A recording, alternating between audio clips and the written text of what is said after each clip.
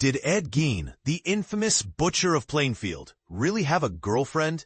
It's a question that sparked both fascination and controversy, especially with the release of Monster, the Ed Gein Story on Netflix.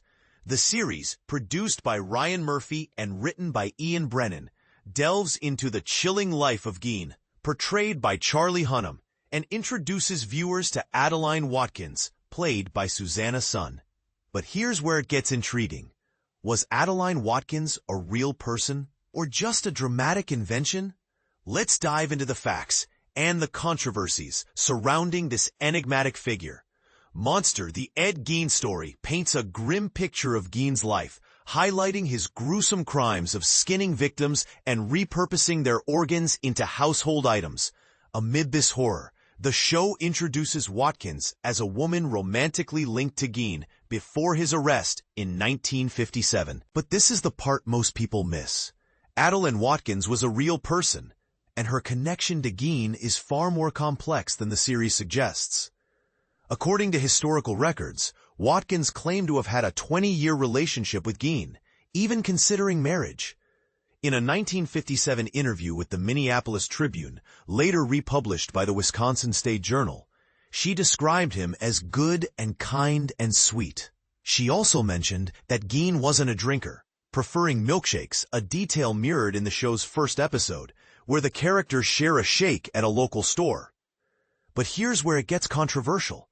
Watkins later retracted her statements, calling their relationship exaggerated and insisting it had only lasted 7 months.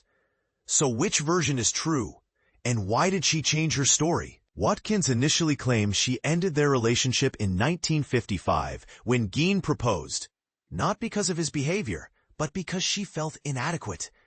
Her mother even described Gein as sweet and polite, always ensuring Watkins was home by 10 p.m.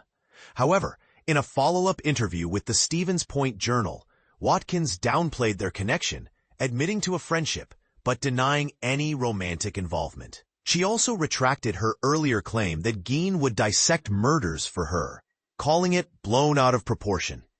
Here's the real kicker. Despite her retraction, Watkins's initial statements have left an indelible mark on Gein's legacy.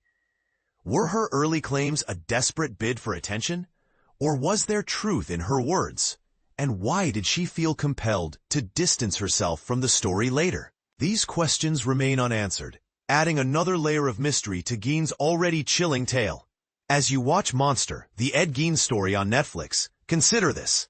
How much of Watkins's story is fact, and how much is fiction? And more importantly, what does her relationship, real or imagined, reveal about Gein's psyche?